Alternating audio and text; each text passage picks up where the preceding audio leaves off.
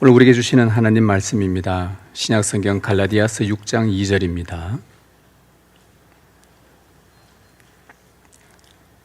갈라디아서 6장 2절 말씀을 우리가 오늘은 한 목소리로 하나님의 말씀을 읽도록 하겠습니다. 같이 읽겠습니다. 너희가 짐을 서로 지라 그리하여 그리스도의 법을 성취하라. 아멘. 네. 주님 감사합니다. 이제 우리가 주의 말씀 듣습니다. 이 시간 주 성령께서 우리 가운데 충만히 임재하셔야 우리가 주의 말씀을 깨달을 수 있는 은혜가 있겠사오니 이 시간 주의 영으로 우리와 함께 하옵소서. 깨닫는 은혜를 허락하옵소서. 말씀을 통해 우리가 주님 앞에 나아가고자 하는 헌신의 마음도 허락하옵소서. 말씀이 우리를 이끌어가기를 원합니다. 주님 말씀하옵소서.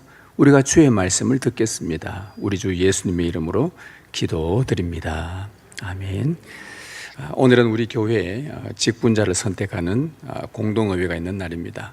그래서 두 주간에 걸쳐서 집사의 직무가 무엇인지 또 권사의 직무가 무엇인지에 대해서 우리가 함께 말씀을 들었습니다. 자비를 베푸는 집사, 따뜻하게 위로하는 권사, 우리가 이 내용들을 들었고요. 오늘은 공동회 하는 날 당일이기 때문에 오늘 좀 기도하는 가운데 어떤 말씀으로 함께 나눌까 해서 우리가 짐을 서로 지는 직분자, 짐을 서로 지는 성도, 오늘은 직분 선택이 있으니까 짐을 서로 지는 직분자라는 이 제목으로 함께 좀 말씀 나누려고 합니다. 주님은 몸된 교회를 당신의 뜻대로 다스리십니다. 주님은 당신의 교회를 당신의 뜻 안에서 다스리시는데 다스리는 방법이 직분을 통해서 일을 하십니다.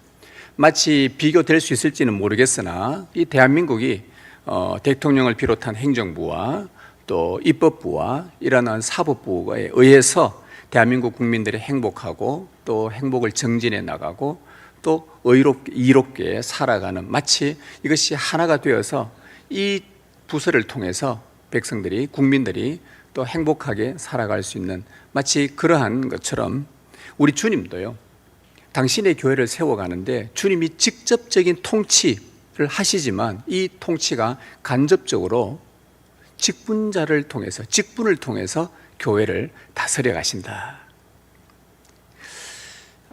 목사의 직분으로 진리의 말씀이 선포되게 합니다. 장로의 직분으로 신자들의 영혼을 돌보게 합니다. 집사 직분으로 가난한 자들에게 자비를 베풀게 합니다. 권사 직분으로 낙심하고 연약한 자들을 따뜻하게 위로하게 합니다. 분명히 이 직분자들은요, 죄와 허물이 많은 부족한 사람들입니다. 목사, 장로, 집사, 권사, 완벽한 사람 어디 있습니까? 여러분 저를 보십시오. 제가 완벽합니까? 완전합니까? 여러분을 보시는 장로님들 완전하십니까? 집사님, 권사님들 완벽합니까? 완벽하면 여기 있지 않겠죠. 그럼에도 주님은요, 이 부족한 사람들을 붙드셔서 목사를 통해 진리 전하게 하시고, 장로를 통해 영혼을 돌보게 하시고, 집사를 통해 자비를 베풀게 하고, 권사를 통해 위로하게 하십니다. 참 연약하고 부족함에도 교회가 세워지는 것 보면 1세기 당시 예루살렘 교회는 부족함이 없었겠습니까?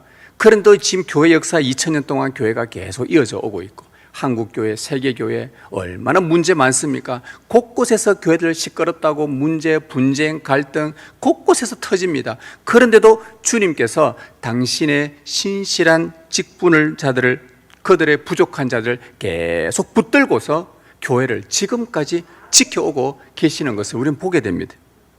사실 직분을 맡았다는 것은 짐을 지는 일입니다. 짐은 부담입니다. 솔직히 직분은 이 부담스러운 짐이기 때문에 가능하면 안 지고 싶어 하는 것이 사람의 마음입니다. 왜요? 누구나 부담 없이 편하게 신앙생활을 하고 싶어 하기 때문입니다. 특히 옛날보다도 이제는 한국교회의 지금의 추세는 어떻게 해서든지 편하게 신앙생활하고 싶어 하기 때문에 거추장스럽고 직분 맡아서 괜히 고생하고 신경 더 써야 되고 하여간 신앙생활 좀 편하게 하고 싶다. 지금 현 추세가 그렇습니다. 그래서 사실 직분을 맡는다는 것은 이 짐, 정말 힘든 부담감이죠. 그러나 기억하십시오. 우리 주님은요, 세상 죄의 짐을 지셨다는 거예요. 몸된 교회를 위해, 오늘 우리의 구원을 위해, 하나님 나라를 위해 이 세상에서 가장 무거운 짐을, 십자가의 짐을 친히 지신 분이 바로 우리 예수님이라는 것을 꼭 기억을 하십시오. 우리가 주님을 닮아간다? 말로요? 우리가 주님 닮아가야 됩니다. 얼마나 말 잘합니까? 무엇으로요? 주님께서 지신 그분처럼 우리도 짐을 지면서 거룩한 부담감. 그래서 주님은 오늘 직분을 맡을 자들에게, 그리고 직분 넘어서서 모든 성도들에게 거룩한 부담감을 주십니다. 이 짐은 분명 무겁지만 주님께서 곁에서 그 무거운 멍에를 함께 메고 가십니다. 그래서 한결 가볍습니다. 직분자가 홀로 십자가 지도록 내버려 두지 않으십니다. 십자가의 무게를 누구보다 잘 하시는 주님이시기 때문에 직분의 멍에를 맨 자들과 친히 동행하십니다. 짐을 질 수 있는 은혜도 주시고요, 능력도 공급해 주십니다. 여러분, 제가 목사의 직분을 가지고 무슨 수로 신매교회 여러분들 무슨 수로 다 세워가고 이끌어갈 수 있을 만한 능력이 저한테 어디 있습니까? 아, 안 되겠다. 안 되겠다. 그러면은 주님은 그때마다요, 또 당신께서 저의 멍에를 대신 메어주시면서 가자, 같이 가자, 내가 도와줄게. 여기 계시는 장로님, 집사님, 여러분, 이게 보통 무거운 짐이겠습니까? 뭐 하나 교회 안에서든 또 무언가 일이 있건 어떤 사역을 하건 얼마나 그 부담감이 오겠습니까? 그럴 때마다 주님께서 내가 같이 가줄게. 너의 멍에, 사실은 정확하게 표현하면 우리의 멍에를 주님께서 한 50%, 60%, 70% 져줄 것 같지요? 아니요. 성경의 표현에 의하면 100% 다 지십니다. 우리는 그저 100% 내 짐 지시는 주님 옆에 그래서 따라 붙어만 가는 거예요. 주님께서 은혜 주시고 능력 주시고 공급하시는 겁니다. 그렇게 섬기다 보면 우리의 믿음도 부쩍 성숙해지게 되는 거예요. 주님이 맡기신 직분은 교회와 하나님 나라를 위한 것이기에 주님께서 친히 그 직분자의 짐을 함께 지십니다. 오늘 본문도 우리에게 이렇게 명령합니다. 너희가 짐을 서로 지라. 그리하여 그리스도의 법을 성취하라. 이것은 권면의 내용이 아닙니다. 명령입니다. 명령형으로 쓰였습니다. 너희가 짐을 서로 지라. 그리하여 그리스도의 법을 성취하라. 교회 공동체가 짐을 서로 지는 것은 그리스도의 법을 성취하는 것이라고 합니다. 그리스도의 법이 뭡니까? 사랑입니다. 하나님을 사랑하고 이웃을 사랑하라는 그분의 법을, 그러므로 짐을 우리가 서로 질 때에 그 명령에 거룩한 부담을 품은 사람들은 하나님과 이웃을 사랑할 수 있는 고귀한 기회를 얻는 것입니다. 하나님을 사랑할 수 있는, 이웃을 사랑할 수 있는, 내 지체를 사랑할 수 있는 이 거룩한 부담감. 여러분, 우리 교회가 속해 있는 대한예수교 장로회 고신총회의 헌법에 따르면요, 집사와 권사의 자격을 이렇게 해놓습니다. 여러분, 주보의 설교 요약편에 보면 그 안에 적어 놓았습니다. 고신총회 교회 헌법 75조, 81조, 집사의 자격, 권사의 자격을 제가 일부러 딱 넣어 놓았습니다. 나이가 있고요, 그 다음에 두 번째, 세 번째 내용은 집사, 권사 내용 비슷합니다. 마지막 내용도 비슷합니다. 이 두 번째, 세 번째 내용을 보면 자격이 행위가 복음적이고 생활에 모범이 되는 자라고 되어 있습니다. 그리고 좋은 명성과 건전한 판단력을 가진 자라고 명시되어 있습니다.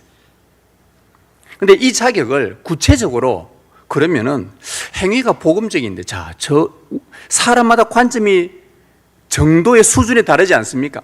저 사람 참 행위 복음적이다. 그 옆에 사람이 내가 볼 때는 아닌데, 이게 다 다르단 말이죠. 다 달라요. 기준이 다 달라요, 사람은. 그래서 이것을 구체적으로 어떻게 판단할 것인가는 당회가 결정을 해야 됩니다. 그래서 당회가 머리가 아픈 거예요. 얼마나 머리 아프겠습니까? 어떻게 하면 이 사람들의 행위가 복음적이고 생활에 모범이 되며 좋은 명성과 지체들과 바깥 사람들, 믿지 않는 사람들에게 좋은 명성을 받고 건전한 판단력 가진 자라고 우리가 어떻게 알 수 있겠어요? 많이 만나보고 많이 대화해보고 많이 교제해보면 어느 정도 답은 나온단 말이죠.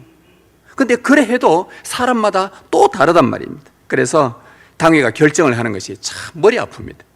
이에 우리 교회 당회는요, 그래도 공정하게 그리고 신앙의 본질을 지키기 위해 무엇보다 세례교인의 의무, 최소한도, 이거는 직분자 자격이니까 최소한도 세례교인의 의무에 근거해서 한번 이 기준을 만들어 보자. 이거는 각 교회들 당회마다 다 다릅니다.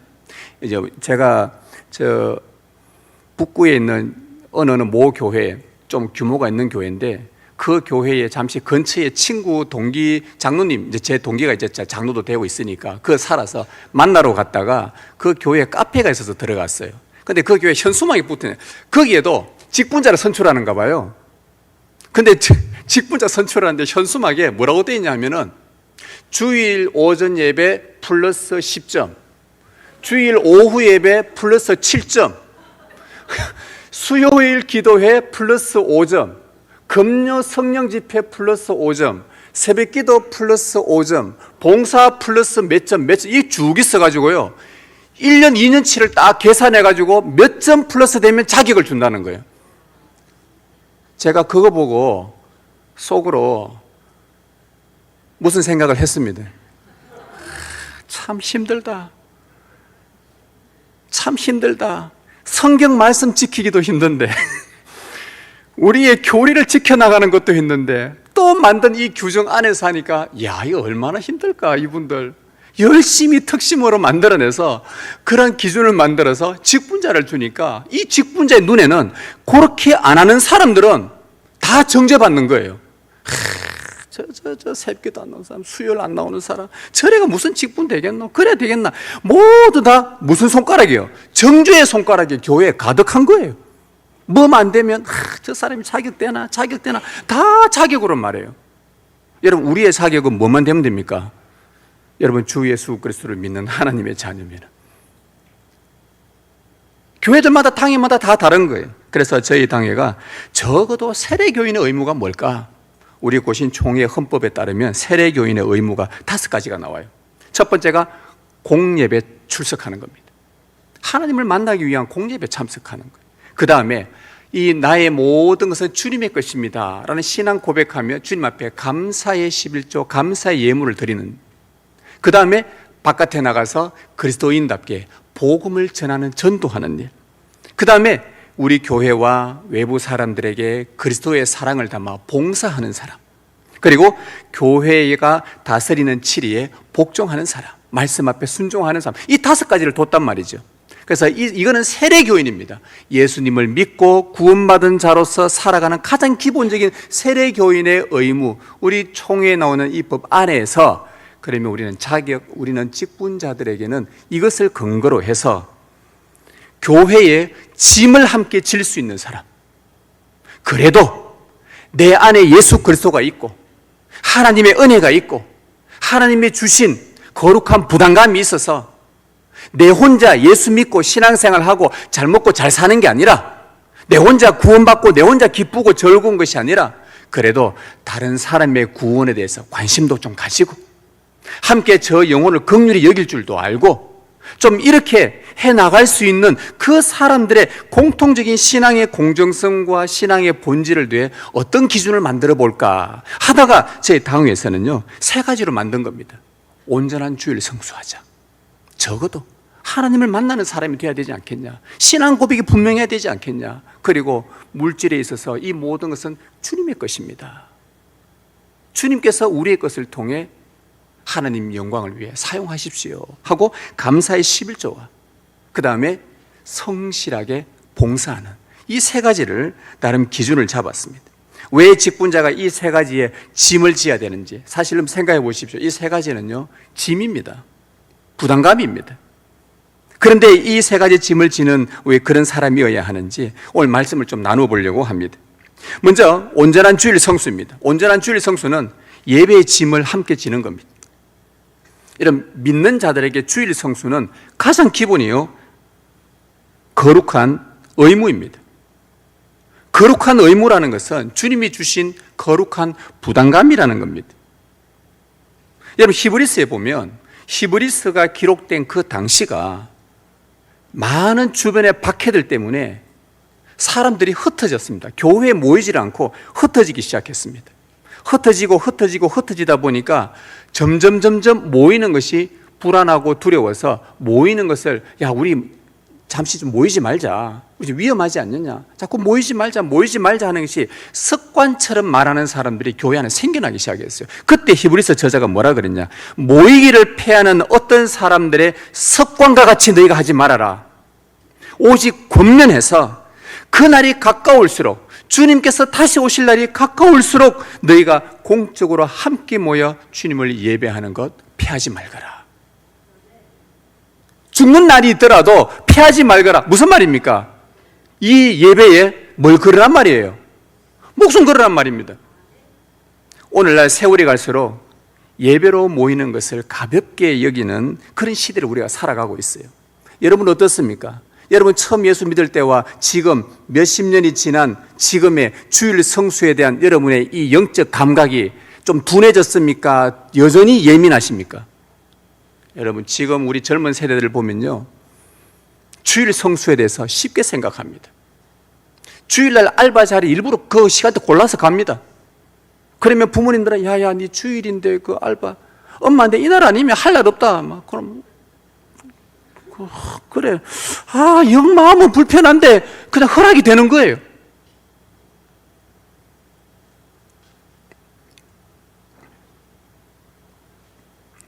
주일 성수를 너무 편하게 생각합니다. 뭐 조금만 있으면은 뭐 쉽게 생각합니다. 여러분, 우리가 주일 성수 왜 해야 됩니까? 공예배로 모이기를 피하려는 이 세대의 악한 세대의 풍조를 막아서기 위해서입니다. 우리는 삼위 하나님과 그분이 우리에게 행하신 구원의 일들을 노래하고 기억하고 찬양하고 영광 돌리는 것은 성도의 가장 위대한 본분입니다. 우리가 왜 성시교독을 합니까? 우리가 왜 신앙 고백서를 합니까? 예배 시간에 왜 우리가 찬양을 부릅니까? 왜 기도합니까? 하나님께서 우리에게 행하신 일들을 잊지 않고 계속 기억하는 겁니다. 우리는 이 세상에 속해 있지만, 살고 있지만 이 세상에 속한 자가 아니거든요. 하늘에 속한 자들이거든요. 하나님이 주시는 은혜 가운데 살아가는 사람들입니다. 그래서 그분이 행하신 구원의 역사, 매 순간순간 우리를 돌보신 은혜에 감사하며 우리가 함께 모여 그분의 이름을 높이고 찬양하고, 그래서 교회 공동체에 이 영적 체온이 있어요. 교회는요, 영적 체온을 유지하는데 거룩한 최후의 방어선이 예배입니다. 사람 몸에 우리 체온이 있는데 체온이 갑자기 36.5도에서 35도, 34도 내려가면요, 사람 큰일 납니다. 36.5도 있는데 거기서 37도, 8도, 9도, 40도 올라가면 병원 입원해야 됩니다. 큰일 납니다. 그래서 어떻게든지 이 체온을 유지시키려고 합니다. 예배가 그 역할을 해요. 이 세대가 들쑥날쑥합니다. 좌로 갔다가 우로 갔다가, 요새는 사실에 대해서도 관심 없습니다. 진리에 대해서도 관심 없습니다. 분명한 사실이 나타나도 내가 싫으면 사실도 싫은 거고, 거짓말인데도 내가 좋으면 내가 따라가는 이 시대가 되어버렸어요. 들쑥날쑥합니다. 우리는 무엇을 유지해야 되는가? 영적 체온을 유지하는 사람들입니다. 무엇으로요? 최후의 방어선이 예배입니다. 예배 놓치면 다 놓치는 거예요. 그렇다면 직분자의 온전한 주일 성수는 너무나 당연하지 않겠습니까? 공적 모임을 게을리하는 세대를 향해서 직분자가요, 이 영적 방어선이 되어서 예배 자리를 지켜내야 하는 겁니다. 기둥이 지붕의 무게를 견뎌내듯이 예배의 무게를 견디는 직분자를 통해요, 우리가 교회 영적 방어선을 지키는 거, 이거요 정말 짐입니다. 거룩한 부담감이에요. 그럼 내가 예배를 빠지면 안 되지, 내가 기도에 빠지면 안 되지, 그래도 내가 하나님 앞에 나가야 되지. 그리고는 그러지 못한 다른 성도들에게, 낙심한 자들에게 우리 같이 함께 예배하자. 예배하면 하나님이 만나주신다, 하나님이 말씀하신다, 새 힘 얻을 수 있다, 이렇게 권면하고 함께 지도하고 함께 걸어가고, 교회가 어려움에 처했을 때 우리 같이 예배하자. 우리 같이 하나님께 나아가자. 이럴 수 있는 사람, 이 부담감을 갖고 있는 사람, 이것을 참 복되다, 이거 너무 하나님이 나에게 이런 부담감을 주셨구나, 참 복되다라고 이것을 복된 짐으로 여기는 자가 직분자로 합당한 겁니다. 두 번째, 감사의 11조. 감사의 11조는 하나님의 집에 짐을 함께 지는 일입니다. 여러분, 믿는 자들에게 감사의 11조는요, 신앙의 기본이자 거룩한 의무입니다. 이 역시 부담감입니다. 말라기 3장 10절에 보면 이런 말씀이 있습니다. 만군의 여호와가 이르노라, 너희의 온전한 11조를 창고에 들여 나의 집에 양식이 있게 하고 라고 되어 있습니다. 11조를 내서 하나님의 집에 창고에 양식이 있게 하라. 오늘날로 풀면 무슨 말이에요? 너희들 교회 재정부 통장에 돈을 많이 채우라. 문자적으로 해석하면 이렇단 말이죠. 이 본문을 오해해서 여러분, 헌금을 많이 바치십시오, 하나님은 거짓말하지 않습니다, 많이 내십시오, 그럼 여러분들 복을 많이 받을 것입니다, 나가도 복을 받고 들어와도 복을 받고 자빠져도 복을 받고 여러분의 자녀들이 세계 모든 민족에 뛰어나게 될 것이고 복을 받습니다, 복을 받아 11조 열심히 하십시오, 창고에 돈을 채우십시오. 이런 설교를 들어보셨을 겁니다. 그런데 이 본문은요, 그 설교가 아니에요.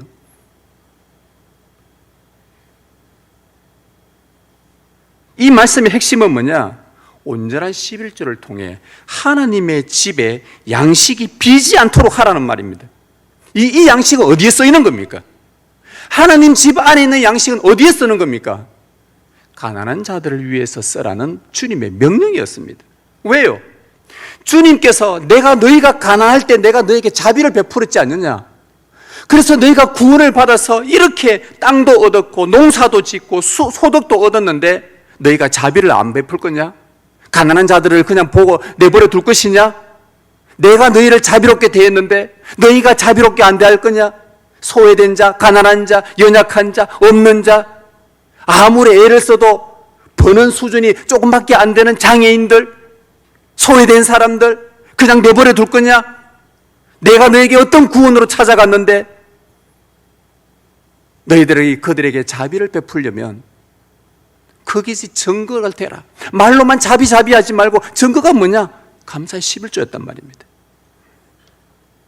예배를 전담하던, 그 당시 때 제사를 전담했던 제사장들과 레위인들, 그 가족들의 일용할 양식을 11조로 충당하고, 예루살렘 성 안의 고아와 과부들의 생활을 위해서 11조를 충당했고, 사회적 약자와 나그네들과 이방인들이 와서 일자리가 없을 때에, 그들이 당장 먹고 살기 힘들 때에 그들에게 나누어 줄 그 사랑의 재원이 바로 십자가로 11조로 충당되었다는 말입니다.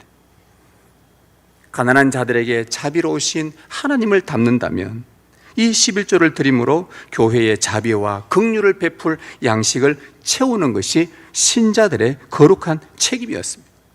여러분의 11조로 말미암아 영적 양식을 먹이는 이 목회자들이 일용할 양식을 얻고 여러분의 영적 유익을 얻게 되는 것입니다. 여러분의 11조로 이 불편함 없이 이 좋은 공간에서 쾌적하게 예배드리고 건물 유지와 이 더운데 에어컨이 안 된다. 여러분, 여기서 예배드리러 올 사람 몇 명이겠어요? 한 달, 두 달, 특히 6월, 7월, 8월 만약에 에어컨이 안 된다고 쳐봐요. 우리 교회는 에어컨 안 됩니다. 안 틀어줍니다. 여러분, 어디 가서 3개월 동안 예배 드릴 거예요?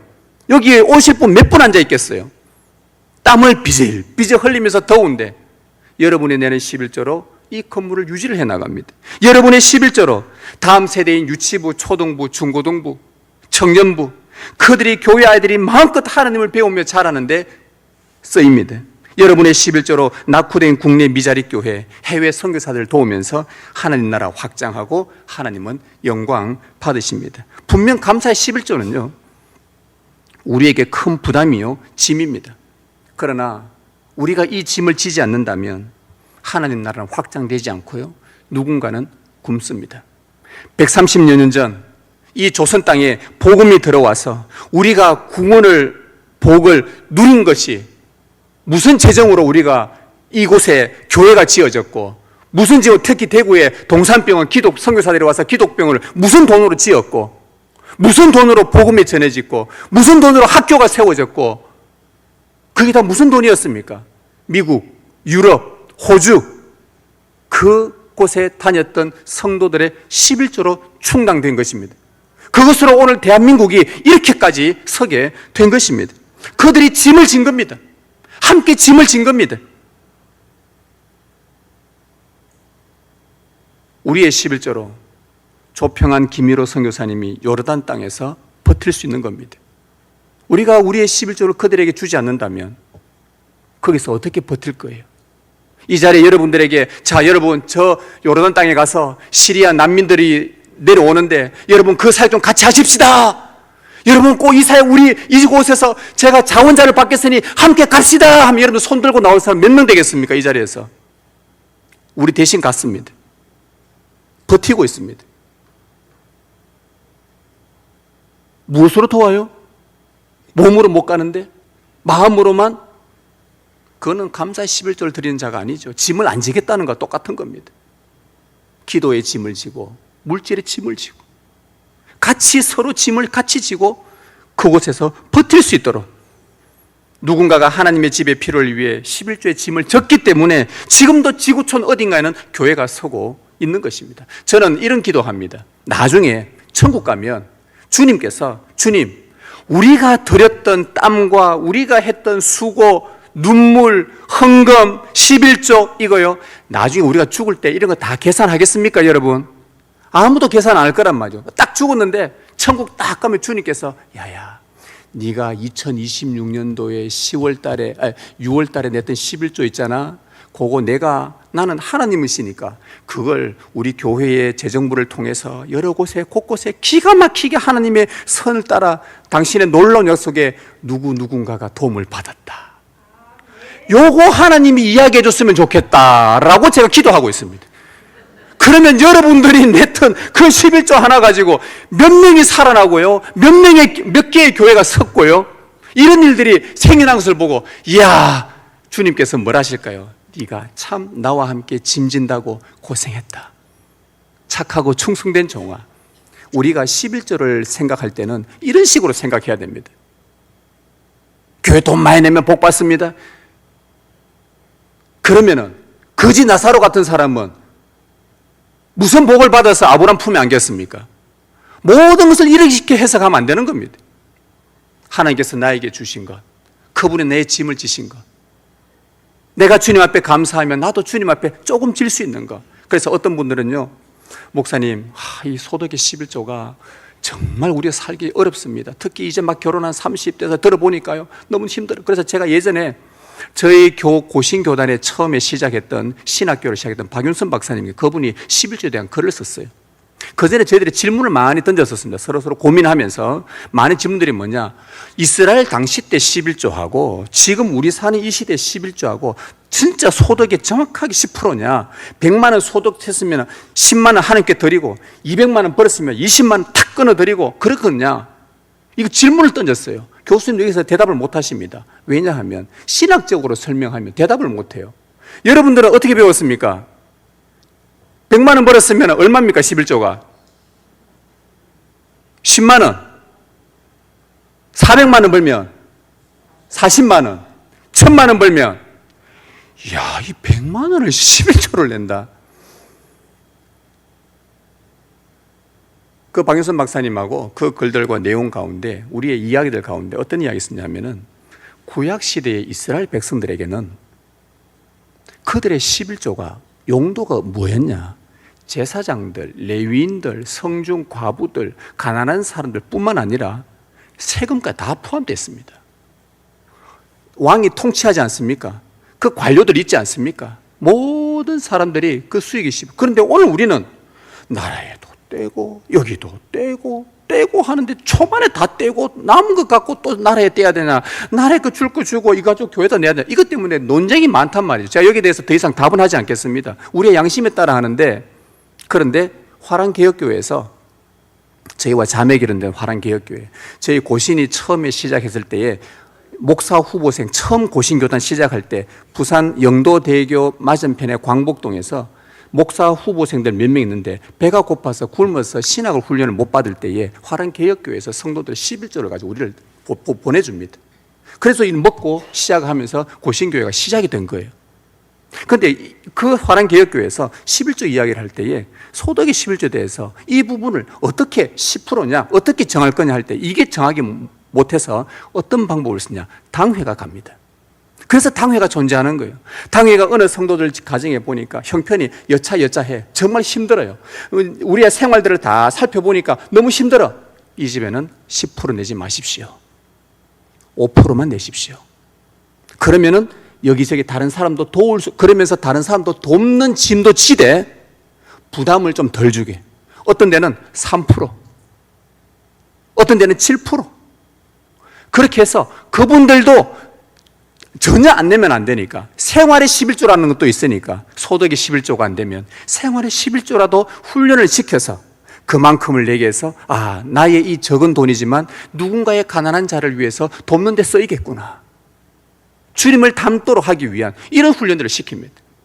여하튼 중요한 것은 세례교인의 의무라고 한다면 우리는 주님 닮은 자비는 교회 직분자로서는 당연한 도리 아니겠습니까? 예배를 위해서, 사역자들을 위해서, 교회 유지를 위해서, 다음 세대와 선교를 위해서 재정의 짐을 함께 짊어지는 것은요 너무나 마땅합니다. 직분자는 감사의 11조로 하나님의 집의 무게를 함께 떠받치는 사람입니다. 내게 있는 물질 주님의 것입니다 라는 신앙 고백과 함께 교회의 거룩한 짐을 기쁨으로 나누어지는 자가 직분자로 합당한 것입니다. 마지막으로 성실한 봉사입니다. 성실한 봉사는 지체들의 짐을 함께 지는 것입니다. 베드로전서 4장 10절에 보면 각각 은사를 받은 대로 하나님의 여러 가지 은혜를 맡은 선한 청지기 같이 서로 봉사하라. 주님께서 우리 성도들에게 주신 은혜는 너무나 마땅하고 그래서 그 은혜로 구원받은 자들에게는 은사를 다 주시는데 다른 사람을 섬기기 위한 선물입니다. 따라서 은혜 받은 성도는, 구원받은 성도는 봉사는 선택이 아니라 필수가 됩니다. 여러분의 예배, 오늘 이 시간에 예배를 드리고 하나님 앞에 은혜 받도록 하기 위해서 말씀을 맡은 자가 거룩한 부담을 가지고 일주일 동안 씨름합니다. 이 부담감을 갖고 설교를 봉사합니다. 장로님들, 집사님들 이곳에 나와서 기도로 부담감을 갖고 봉사합니다. 우리 방송부에서 섬기는 분들, 여러분들은 우리 예배 시간에 이렇게 화면도 뜨고 음악 이 찬양 나오고 마이크 대고 이거요 아무 생각이 없었죠. 저분들 예배 2번 드립니다. 여기서 여러분들한테 예배 1부, 2부 2번 드리고 한 번은 여기서 예배 드리고 한 번은 저기 가서 봉사로 하면 할 사람 몇 명 나오겠습니까? 저분들 그렇게 해요. 짐입니다. 그런데 섬깁니다. 자기들이 받은 은사를 가지고 부족하지만 여러분들의 예배를 돕기 위해서, 은혜 받도록 하기 위해서 애씁니다. 섬깁니다. 다른 사람들의 지체의 믿음을 위해서, 믿음의 성장을 위해서 내 시간과 에너지를 들여서 봉사합니다. 그렇다면 성도를 섬기라고 세운 직분자의 성실한 봉사는 당연하지 않겠습니까? 주님은 직분자들에게 은사 주셨습니다. 성도를 섬기라고 주셨습니다. 그 봉사로 성도는요 은혜를 누릴 것이고, 그러면 그 은혜를 받은 사람은 또 그 받은 은혜를 가지고 또 주께 받은 은사로 또 누군가에게 은혜를 베풀고, 은혜가 은혜를 낳고 봉사가 꼬리를 물어 또 봉사를 낳고, 이것이 주님처럼 섬기고 싶어하는 거룩한 부담의 짐입니다. 그래서 직분자는 성실한 봉사로 다른 사람의 은혜와 믿음의 성장을 위해 자기 어깨에 이 봉사의 짐을 올려놓는 사람입니다. 은사이기 때문에, 주님이 주셨기 때문에, 이 교회에 이런 부분이 필요하다 해서 우리에게 은사 주셨기 때문에 필요한 곳에 가는 곳이지 사람들 보이는 곳에 가는 것이 봉사가 아닙니다. 좀 잘 보이는 곳에, 남들 좀 눈에 띄는 곳에 가는 곳이 아니라 보이지 않지만 필요한 곳에, 하나님이 내한테 이런 은사를 주셨구나. 사람마다 은사가 다 다양합니다. 그런데 그 은사는 필요한 곳에 주셨으니까 필요한 곳으로, 보이는 곳이 아니라 필요한 곳에 찾아가서 말만 앞서는 것이 아니라 손발로 공동체 짐을 묵묵히 지는 사람. 여러분, 교회는요 일 잘하는 몇 사람 때문이 아니라 보이지 않는 곳에서 교회의 짐을 함께 지려는 성실한 직분자들로 인해 성실한 봉사의 성도들을 통해 교회는 세워집니다. 이 거룩한 부담감이 복된 짐으로 여겨진다면 그 사람은 직분자로 합당한 것입니다. 성도 여러분, 오늘 직분자 선택 투표 계급장 달아주는 자리 아니라는 것을 기억하십시오. 주님께서 이 교회에 주신 무거운 사명의 짐을 내 어깨에 나도 함께 지어보겠다, 그런 마음을 우리가 함께 가졌으면 좋겠습니다. 그래서 제가 이런 면에서 직분을 사모하라고 한 것입니다. 하나님 나라, 목사 혼자, 장로님들, 집사님들, 몇몇 사람들에 의해서 교회, 아니요, 절대 안 움직여집니다. 절대 못 세웁니다.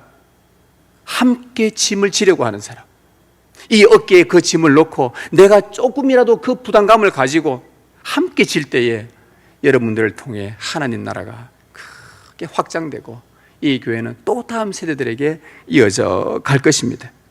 그리하여 주님께서 명령하신 이 그리스도의 사랑의 법, 우리 교회 안에서 성취되고 메마른 세상 속에 주님께 받은 이 십자가의 사랑을, 이 강물을 세차게 세상으로 흘려보낼 수 있는 그런 복된 신명교회 되기를 주님의 이름으로 축복합니다.